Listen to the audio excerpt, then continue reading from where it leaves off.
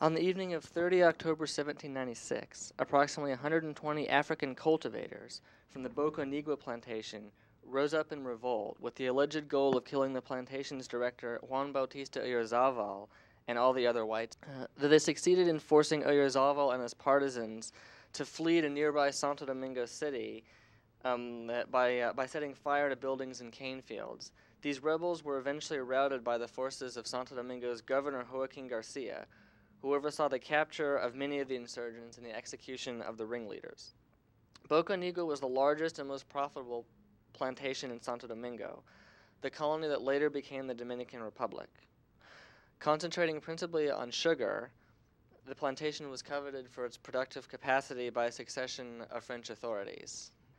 The two most vivid and informative extant accounts of the rebellion frame the violence there as a slave revolt that bore many similarities to numerous other plantation uprisings in the Americas. Nonetheless, due to Santo Domingo's cession to the emancipationist French Republic in 1795, no human being on the entire island of Hispaniola could legally be held in bondage. Why did a self-professed champion of emancipation and equal citizenship bestow the highest praise upon Spanish political and military leaders for their swift repression of the revolt, while condemning the crimes that had supposedly been committed by the cultivators or ex-slave laborers in Boconigua? More generally, why do these two accounts of the insurrection make so little of the transformation of Dominican slaves into French citizens that Santo Domingo's transfer to France was supposed to bring about? On 22 July 1795, the Treaty of Basel ended a 2-year armed conflict between France and Spain. Article 9 of this treaty stipulated the formal cession of Spain's oldest colony of Santo Domingo to France. Due to the fact that the French Republic had decreed an end to slavery in all of its domains by virtue of its 1794 Edict of General Emancipation, it thus became illegal to hold other human beings in bondage in Santo Domingo upon the cession. Nonetheless, the reality was much more complicated. The cession created a political crisis of sovereignty concerning the condition, slave versus free, of the approximately 15,000 people who were claimed as slaves in the colony at that time. These ambiguities gave rise to heated debate among French and Spanish legal officials over the rights of these men, women, and children, which sparked disputes over the legitimacy of the institution of slavery itself. These debates, implicitly and explicitly, engage with the central question of the Haitian Revolution. Could or should a polity exist entirely without slaves? I will argue that these debates serve to illustrate that Santo Domingo became a crucial battleground in the political and philosophical conflicts over the terms and meaning of liberty and citizenship that transpired during this era. Scholars typically understand the Haitian Revolution as bounded by two major events: the massive rebellion that thousands of slaves in the French colony of Saint-Domingue carried out in 1791, and the foundation of independent and emancipationist Haiti in 1804. While the transformation of Saint-Domingue into Haiti involved protracted political, military, and intellectual conflicts, Santo Domingo underwent its own profound changes in this era. From the first time since Columbus laid the foundation for the institution of slavery on the island 3 centuries earlier, the colony of Santo Domingo experienced the prospect of a universal emancipation that would leave no individual enslaved there. While the evidence suggests that some forms of coerced labor persisted in Santo Domingo under French rule, some zealous French Republican officials, as well as free Dominicans themselves, tried to give meaning to emancipation that went beyond the stultified wording of a treaty signed in faraway Switzerland that merely implied the application of general emancipation. Despite the two accounts of Boconigua portraying it as a slave rebellion, the individuals on the plantation were, juridically speaking, free men and women who could claim certain political rights by virtue of coming under the rule of emancipationist France. Ferocious debates over these rights emerged in the immediate aftermath of the Treaty of Basel signing. Santo Domingo's cession in 1795 in fact elicited an impassioned effort on the part of some French officials to impose in that colony a benevolent regime that would achieve two goals: that of finally realizing the colony's economic potential and of imposing a more egalitarian political order in this slaveholding society. One such official was Philippe Rose-Room, the very same man who had pontificated about liberty while praising the Spanish officials who had suppressed the Boconigua revolt and executed many of its protagonists. In 1795, the French government designated Room as its particular agent and entrusted him with overseeing the transfer of that colony to France. In its instructions to Room, dated late 1795, the French government charged him with winning over our new co-citizens in a bid to curb emigration from Santo Domingo and secure the support of the political and economic elite. Were free Dominicans to be considered among these new co-citizens? These instructions contained a tortuous ambiguity on this matter. While condemning the horrible formal right of slavery of one man over another, these orders specified that French emancipation law did not constitute an infraction of the right of colonial property, except in the case of people who were blinded by vile interest. In treating the formerly freed population of Santo Domingo to refrain from abusing their freedom, these orders promised abundant land and other commercial advantages to Dominican slaveholders, who had suffered a real economic loss as a result of freeing their slaves. This timid defense of emancipation left space for claims making by both newly freed French citizens in Santo Domingo and opponents of abolition. Tied up in these uncertainties was a thorny legal question concerning the ability of Dominican colonists to emigrate with those whom they claimed as slaves. Could emigre colonists departing Santo Domingo after 1795 legally transport with them human beings whom they considered to be their property per the Treaty of Basel, which allowed Dominican colonists up to 1 year after the treaty's promulgation to migrate to another Spanish colony with their belongings? Or conversely, did the inhabitants, did the inalienable rights of these French citizens preclude anyone from claiming them as property, even in the case of flight to an area where slavery was still the law of the land? In a September 1795 correspondence, Room outlined this legal conundrum and sided with the anti-slavery position. Forcefully claiming that slavery constituted a violation of natural law, Room argued that as a civil right, property was inferior to the natural right of liberty. Naively expressing his expectation that Santo Domingo's inhabitants would rush to enjoy the benefits of the French Revolution, Room nonetheless anticipated a certain degree of conflict. In his words, the Spanish purported owner can say, "I want to transport my slave as one of my goods," and the would-be slave, for his part, could respond, "I want to remain here as I am a French citizen." Room proposed a backdoor solution to the problem. Simply tell the freed person that he or she could flee to Saint-Domingue and hide out there during the year allowed by the Treaty of Basel for colonists' emigration with their properties. Fear of freed Dominicans mounting such a bold defense of their rights possibly motivated colonists there to adopt a variety of strategies to protect their perceived interests. The epistolary and armed conflicts that arose in this context challenged the political and perceived moral basis not only of the enslavement of Dominicans, but also the concept of the slave society itself.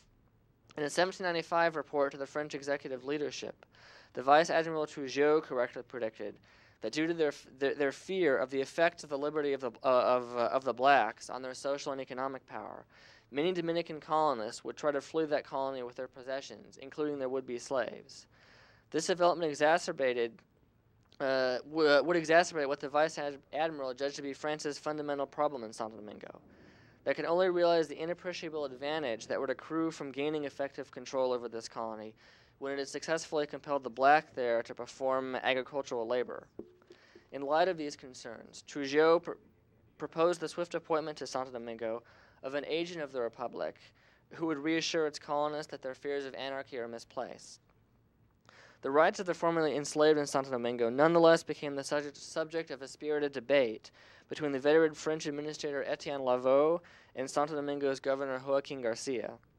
As a self-professed apostle of liberty, Lavaux took Garcia to task for his perceived hypocrisy in freeing enslaved soldiers who had professed their loyalty to Spain during the 1793 to 1795 war with France, and then claiming Spain had not abolished slavery. To Garcia's assertion that preventing émigrés from leaving Santo Domingo with their alleged slaves would lead to the former's ruin, Lavaux's retort was simple: free soil trumped property rights. According to Lavaux, no individual could claim sovereignty, could claim another as his or her property in Santo Domingo from the moment that colony had legally come under French sovereignty.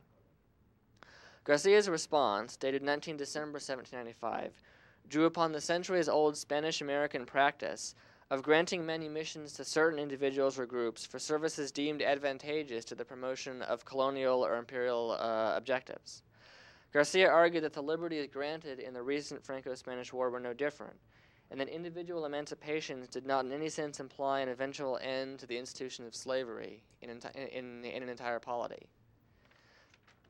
By this line of argumentation, some people in Santo Domingo and other Spanish colonies would continue to remain in a state of perpetual bondage. In a letter to the Spanish Prime Minister from 12 days earlier, Garcia had presented slavery as the most useful and beneficial asset to Santo Domingo's colonists, and accused Lavaux of undermining the system by recklessly disseminating printed decrees about the general liberty of the blacks. Such actions could, Garcia fretted, incite unrest or rebellion in Santo Domingo's slaves. Behind this exchange was the central driving question of the Haitian Revolution itself. Could a polity exist entirely without slaves? For Lavaux, Garcia, Room, and many others, the efficacy of emancipation spread to Santo Domingo had implications far beyond that colony. The competing visions of a free society versus a land where some remained enslaved represented nothing less than a conflict over the viability of human bondage itself. Joseph Antonio Urizar, a member of Santo Domingo's Audiencia, or the High Appeals Court, recognized this. In a lengthy defense of the slave regime in Santo Domingo, Urizar engaged with the liberal ideas of the French and Haitian revolutions and sought to reconcile the power of these discourses with his own conviction that slavery must endure in his land. In his 25 June 1795 Discourse on the Modification and Limits of Slavery, Urizar urged his fellow Dominican administrators to adopt certain prudent and tactful measures so that the bad example and corruption of Saint-Domingue would not spread to Santo Domingo. Explicitly confronting the argument that no human being ought to be enslaved due to the right of peoples, Urizar responded that while all peoples concur that men by nature are born free, the exigencies of Spanish law, and especially of the material interests and property rights of slave owners, demanded that slavery be maintained. While Spanish and Spanish-American political thinkers had since the early 16th century grappled with issues concerning the rights of subject populations, Urizar confronted the libertarian discourses of the twin revolutions that had engulfed Santo Domingo. Many other colonists and authorities in Santo Domingo shared his concerns.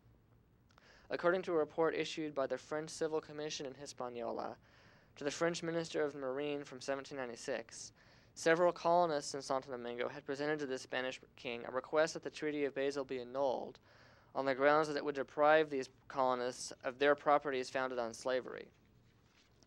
In an undated letter, Etienne Lavaux was even blunter. "The Spanish have put free Dominicans into slavery," Lavaux lamented. "They have put them under the torture of the whip, and they have rendered them even more unfortunate than before." Such assertions made a mockery of the naivete and wishful thinking of officials such as Room, who in a 5 August 1796 communique had declared that Dominican colonists all know that slavery is incompatible with our principles, and that one proclamation of amnesty to them was worth more than an army of 50,000 men. As these men and women sought a meaningful freedom characterized by equal citizenship and economic autonomy, officials such as Garcia and Urizar envisaged a more circumscribed existence for them. In this, they were joined by French Republican officials who, while pontificating on the virtues of liberty and the injustices of bondage, themselves strove to impose restrictions on the lives of these free Dominicans. In her examination of the transformations of Cuba from a Spanish slaveholding society into an independent nation in the 19th century, Ada Ferrer compellingly contended that the seeds of the revolution's undoing were present in the revolution itself. This argument can in many ways be applied to the case of Santo Domingo under French Republican rule. While the intransigence of Spanish officials and purported slaveholders there served to undermine emancipation, the racial authoritarian tactics, and often limited visions of the few authorities that the French Republic stationed there after 1795 also boded poorly for the lot of formerly free Dominicans. Perhaps nothing epitomizes this more than the case of Boccanegra. In Santo Domingo at the same time, French authorities were busy implementing coercive labor regimes that sharply circumscribed the rights of freed people there and sought above all else to ensure their continued submission to French rule. Roome appears to have equated the Bocanigo insurgents with the rest of ex-slaves, whom he perceived to threaten French authority in Saint-Domingue. After all, the French regime could hardly expect to establish a profitable plantation society in Santo Domingo if it could not control the labor force on its principal plantation. In treating Bocanigo essentially as a slave revolt, Roome and others of his ilk undermined the liberation that they professed to bring to this part of the island. While these political and philosophical debates suggested for the first time that Santo Domingo might transform itself into a land without slavery, this promise became undermined by the economic fixation on creating a profitable plantation economy in Santo Domingo, and by the political objective of the incorporation of Dominicans into a centralized French Republican state. Santo Domingo would ultimately have to wait until 1822 to experience complete and lasting emancipation. While these debates thus attested to the revolutionary potential of emancipation and equal citizenship in Santo Domingo, they also revealed some of the contradictions that led to their tragic failure to materialize in that colony under French rule. Thank you.